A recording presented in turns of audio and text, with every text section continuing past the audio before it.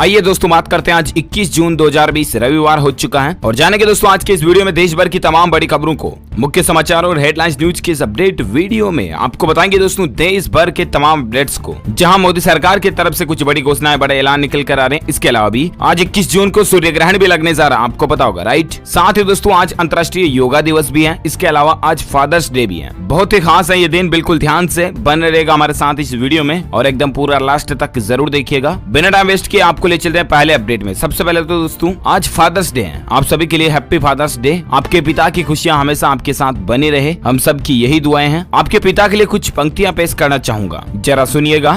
तो गौर फरमान है। एक पिता सूरज की तरह होता है, वो गर्म जरूर होता है पर यदि न हो तो अंधेरा छा जाता है। जिंदगी में इस तरह चलना सिखाया कि जिंदगी की हर कसौटी पर आपको अपने करीब पाया। आज भी याद आते हैं बचपन के वो दिन जब उंगली पकड़ के मेरी आपने चलना सिखाया। आई लव यू पापा। वाकई में दोस्तों पिता का स्थान बड़ा ही महान होता है। अगर आप भी अपने पापा से सच्चा प्यार करते हैं तो दिल से इस वीडियो को लाइक जरूर करना, दबा के लाइक कीजिए फटाफट से और शेयर भी करना अपने दोस्तों के साथ फेसबुक और व्हाट्सएप पर। अच्छा, मैं आपको एक चीज और बताना चाहूंगा कि हर साल जून के महीने में क्यों फादर्स डे मनाया जाता। तो सबसे पहले दोस्तों इसकी शुरुआत 19 जून 1910 को हुई थी। सोनेरा डोड नाम की एक नन्ही सी जान बच्ची थी जिनकी माँ का देहांत हो गया था। उनके पिता विलियम स्मार्ट ने उनको अपनी माँ की कमी कभी महसूस नहीं होने दी, हर समय उनको माँ का प्यार दिया। और जब वो बड़ी हुई तो उन्होंने अपने पिता के नाम पर एक स्पेशल डे रखने का फैसला किया और 19 जून 1910 को पहली बार फादर्स डे मनाया गया। और उसके बाद 1924 में अमेरिकी राष्ट्रपति केल्विन कोली ने फादर्स डे पर सहमति दी। तो ये कुछ वजह है। अच्छा, इसके अलावा आज एक और खास दिन है दोस्तों, अंतर्राष्ट्रीय योगा दिवस। और ये तो सबसे अच्छी बात है, भारत के लिए बड़े ही गौरव की बात यूं है कि योग भारत में 4 वेद आपको पता होगा, ऋग्वेद, यजुर्वेद, अथर्ववेद, सामवेद। उसी तरह से भारत में एक और बड़ी चीज है, उसका नाम है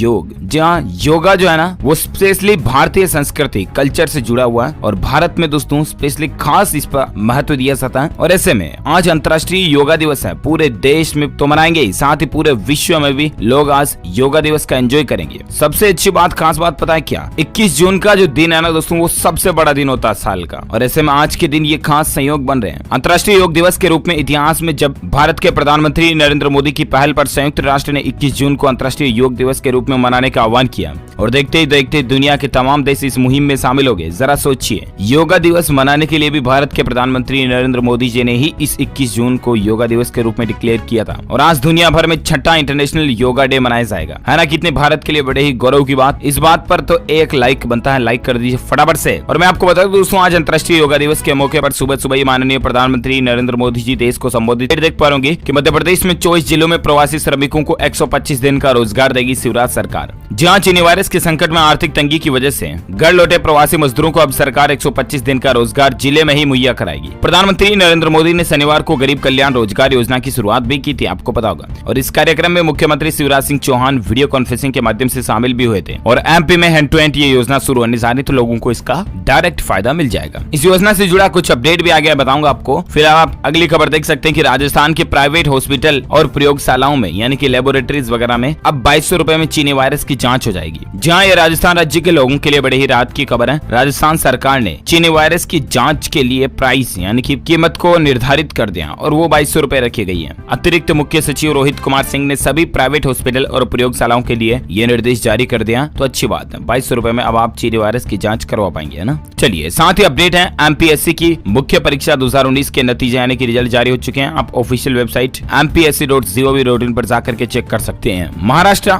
लोक सेवा आयोग यानी कि एमपीएससी की, है ना? चलिए, साथ ही अपडेट देख पा रहे कि उज्ज्वला स्कीम के ग्राहकों को मिल सकती है बड़ी राहत, फ्री में खरीद सकेंगे एलपीजी सिलेंडर। जी हाँ दोस्तों, आप ये सोच रहे होंगे कि आखिर फ्री में एलपीजी सिलेंडर कैसे मिलेगा, है ना? तो इसको लेकर देखिए, जरा समझिए इस अपडेट को, ठीक है? उज्ज्वला योजना का नाम तो आपने सुना होगा, पीएम मोदी जी ने शुरुआत में शुरू की थी, फ्री गैस सिलेंडर वगैरह बांटे थे, राइट? अब इस योजना के तहत एलपीजी कनेक्शन मिलने वाले ग्राहकों को चीनी वायरस के संकट के बीच बड़ी राहत मिल सकती है, क्योंकि सूत्रों के मुताबिक दोस्तों तेल कंपनियां ईएमआई डेफरमेंट स्कीम की मियाद अगले 1 साल तक बढ़ा सकती हैं। जो कि इस साल जुलाई 2020 में खत्म हो रही है। इसका मतलब ये हुआ कि अगले 1 साल तक उज्ज्वला योजना के ग्राहक जो एलपीजी सिलेंडर खरीदते हैं उनको भी ईएमआई की कोई भी राशि तेल कंपनियों को देने की जरूरत नहीं होगी। सीधा मतलब ये कि उज्ज्वला योजना में आप एज ए फ्री में गैस सिलेंडर 1 साल तक और पा पाएंगे, है ना। हालांकि दोस्तों सरकार इस पर विचार जरूर बना रही है, लेकिन फिलहाल गवर्नमेंट की तरफ से ऑफिशियली कोई प्रेस नोट वगैरह जारी नहीं किया गया। तो अपडेट आएगा तो मैं आपको बताऊंगा जरूर डीएलएस न्यूज के ऊपर। फिलहाल आप अगली खबर में बात करें दोस्तों आज के ताजा चीनी वायरस के आंकड़ों को लेकर देख पा रहे कि पिछले 24 घंटों में अमेरिका ब्राजील के बाद सबसे ज्यादा संक्रमित मामले ही भारत में ही मिले हैं। जी हां, महाराष्ट्र में भी एक दिन में रिकॉर्ड तोड़ 3874 नए मामले देखे गए। अब तक दोस्तों महाराष्ट्र समेत भारत के कुल राज्यों में तकरीबन 4,11,000 से भी ज्यादा केस हो चुके हैं। बड़ी खबर आप देख सकते हैं, देश में चीनी वायरस से जान जाने वाले लोगों की संख्या का आंकड़ा भी 13,346 तक पहुंच चुका है। एक दिन में आज और 377 लोगों की जान गई। महाराष्ट्र में 160, दिल्ली में 77 मरीजों ने दम तोड़ा। मध्य प्रदेश में जान जाने वाले लोगों का आंकड़ा 500 के पार पहुंच चुका है। ये भारत का कुछ ग्राफ में रेशियो भी आप देख सकते हैं। वैसे दोस्तों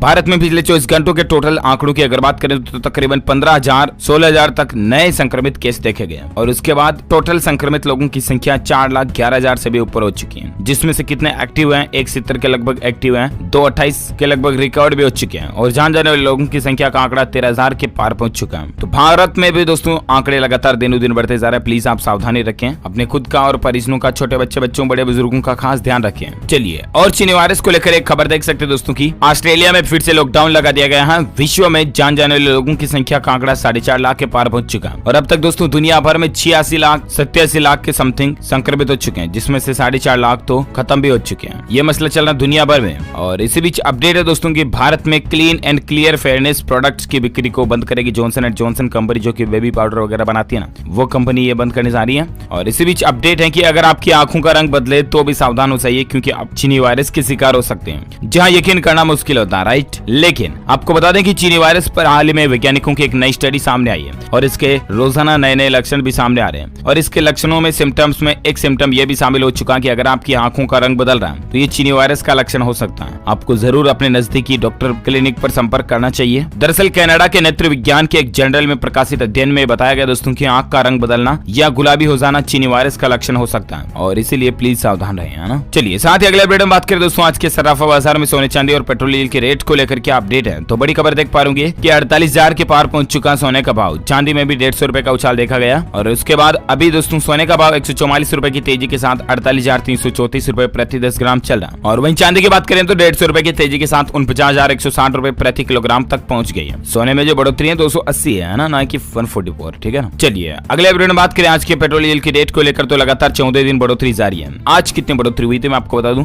पेट्रोल की कीमत में 51 पैसे की बढ़ोतरी हुई, जबकि डीजल में 61 पैसे की बढ़ोतरी हुई है। और उसके बाद बेसिकली भारत में पेट्रोल और डीजल की रेट लिस्ट क्या चल रहे हैं अलग अलग जगहों पर, तो आप स्क्रीन पर वीडियो को पॉज करके जरा देख सकते हैं। चलिए इसी बीच खबर है दोस्तों की तमिलनाडु के मुख्यमंत्री पलनीस्वामी जी ने ऐलान कर दिया दोस्तों की तमिलनाडु में 30 जून के बाद लॉकडाउन नहीं बढ़ेगा। आपको पता होगा तमिलनाडु की 4 जिलों में सख्त लॉकडाउन लागू किया हुआ है। तो ऐसे में दोस्तों तमिलनाडु के मुख्यमंत्री पलानीस्वामी ने कह दिया कि 30 जून के आगे लॉकडाउन नहीं बढ़ाया जाएगा। ये पब्लिक के लिए राहत की बात है। और इसी बीच बिग ब्रेकिंग न्यूज अपडेट है कि सावधान हो जाइए, आज से भारत पर साइबर अटैक कर सकता है चीन। आपके पास इस नाम से ईमेल भी आ सकते हैं। जहां दोस्तों मीडिया रिपोर्ट्स और संभावनाओं को देखे तो जानकारी के मुताबिक चीनी हैकर जो हैं वो इस साइबर अटैक के लिए जुट चुके हैं। भारत के 20 लाख ईमेल अकाउंट उनके निशाने पर हैं। निजी और वित्तीय ईमेल पर यह अटैक हो सकता है और ऐसे में आपको सावधान रहने की जरूरत है। आपके ईमेल बॉक्स में फ्री चीनी वायरस का टेस्ट कराएं, आप ये लॉटरी पाएं वगैरह वगैरह इस तरह की लुभावने ईमेल आ सकते हैं। तो जरा उनसे सावधान रहिएगा, क्योंकि चीन जो है कुछ वायरस वगैरह और छोड़ सकता है। किसमें? कंप्यूटर फील्ड में। फिजिकली तो छोड़ ही दिया मानव जाति में तो, लेकिन अब कंप्यूटर के साथ भी ऐसा छेड़खानी कर सकता है। ऐसी मीडिया रिपोर्ट्स बता रही, सावधान रहें खुद। चलिए इसी बीच अपडेट देख सकते हैं एक सर्वे में कि लॉकडाउन का असर देखा गया। अप्रैल में केवल 1.33 लाख लोग ईपीएफओ से जुड़े थे। कितना कम रहा आंकड़ा। और इसी बीच खबर है कि आंगनबाड़ी कार्यकर्ताओं के लिए इस बार तकनीकी परीक्षण के बाद मोबाइल खरीद का टेंडर जारी होगा। जी हाँ, मध्य प्रदेश में हर बार ये मसला होता है और इसलिए मध्य प्रदेश गवर्नमेंट की तरफ से फैसला लिया गया कि इस बार आंगनबाड़ी कार्यकर्ताओं के लिए मोबाइल खरीद में काफी किरकिरी करा चुकी महिला एवं बाल विकास विभाग अब तकनीकी परीक्षण के बाद ही टेंडर जारी करेगी, ताकि फर्जीवाड़े वगैरह का सिस्टम नहीं रहे, है ना। और इसी बीच खबर है कि रेल यात्रियों के लिए अलर्ट है, बदल गया रिजर्वेशन फॉर्म। अब आपको कुछ खास जानकारियां भी देनी पड़ेगी। जी हाँ दोस्तों, रेलवे में रिजर्वेशन करवाते समय अब आपको कुछ नई जानकारियां और डिटेल देनी पड़ेगी। इतने दिन तो आपको आप कहां जा रहे हैं वगैरह की ज्यादा जानकारी बताना जरूरी नहीं होता था, राइट। लेकिन अब आपको आपके पर्सनल मोबाइल नंबर देने पड़ेंगे। इसके अलावा भी आप जहां जा रहे हो उस शहर, उस कॉलोनी, मोहल्ले, गाँव का नाम, नजदीकी पोस्ट ऑफिस सहित आपका एड्रेस, पिन कोड नंबर, राज्य पहचान पत्र आदि की जानकारी भी देनी पड़ेगी। इसके साथ ही आपको अपने मोबाइल फोन में आरोग्य सेतु एप्लीकेशन डाउनलोड करना भी अनिवार्य होगा और आपके आने और जाने का मकसद भी बताना होगा। रेलवे ने यह फैसला इसलिए लिया ताकि चीनी वायरस की वजह से लॉकडाउन में ज्यादा लोग पास ना आए, सोशल डिस्टेंसिंग बनी रहे, इसीलिए। चलिए साथ ही अगला अपडेट है कि दिल्ली यूनिवर्सिटी ने यूजी, पीजी और दूसरे कोर्स के लिए एडमिशन फॉर्म जारी कर दिए हैं। सब कुछ एडमिशन ऑनलाइन ही होंगे दिल्ली यूनिवर्सिटी में। अगर आप भी एडमिशन लेना चाहते हैं, ऑफिशियल वेब पोर्टल है www.du.ac.in पर जाकर के आप ऑनलाइन अप्लाई कर सकते हैं, ठीक है ना। चलिए साथ ही अपडेट है दोस्तों की चीनी वायरस के संकट के बीच राजधानी दिल्ली में मेडिकल कर्मचारियों की छुट्टियां रद्द कर दी गई है। तुरंत काम पर लौटने का उनको आदेश दिया गया। दिल्ली के मुख्यमंत्री अरविंद केजरीवाल की तरफ से सभी अस्पताल और चिकित्सा कर्मियों को तुरंत वापस बुलाए जाने का आदेश जारी किया गया है, जो छुट्टियों वगैरह पर गए हैं उनको भी। साथ ही अपडेट है दोस्तों की फ्रांस में फिर से मैदान पर खेल का आनंद उठा पाएंगे फैंस। इतने हजार दर्शकों को मिलेगी इजाजत। जी हाँ, आपको बता दें कि चीनी वायरस की वजह से खेलों पर प्रभाव पड़ा है। फुटबॉल, क्रिकेट वगैरह सब कुछ बंद चल रहा है, राइट। और इसी बीच अब दोस्तों धीरे धीरे कुछ कंट्री जो अपने खेल के स्टेडियम को खोलने जा रही है और ऐसे में फ्रांस में 11 जुलाई के बाद फिर से दर्शकों के लिए स्टेडियम को खोला जाएगा। बीबीसी की रिपोर्ट्स के मुताबिक फैंस के लिए फिर से स्टेडियम खुलने के बाद 5000 दर्शकों को स्टेडियम में मैच देखने की इजाजत होगी। बाद में दर्शकों की संख्या बढ़ भी सकती है, फिलहाल 5000 है ना। और इसी बीच खबर है कि चीनी सोशल साइटों ने प्रधानमंत्री नरेंद्र मोदी का भाषण और विदेश मंत्रालय की टिप्पणियों को हटाया। जी हाँ दोस्तों, प्रधानमंत्री नरेंद्र मोदी जी के 18 जून को मुख्यमंत्रियों के साथ जो बैठक के दौरान दिया गया भाषण था, जिसमें चीनी घुसपैठियों को और चीन के बारे में जो चीन फालतू के काम करता है उनको भारत ने डटकर चेतावनी दी थी। उन भाषण को चीन ने अपनी सोशल मीडिया साइटों से हटा दिया, वो भी 2 साइटों से। भारतीय दूतावास के अधिकारियों ने यहाँ कहा कि दोस्तों विदेश मंत्रालय के प्रवक्ता की टिप्पणियों को भी डिलीट कर दिया गया। यह कदम सोमवार को पूर्वी लद्दाख की गलवान घाटी में भारत और चीनी सेनाओं के बीच हुई झड़प के बाद देखा गया, जिसमें 20 भारतीय सैनिक आपको बताओ शहीद हुए।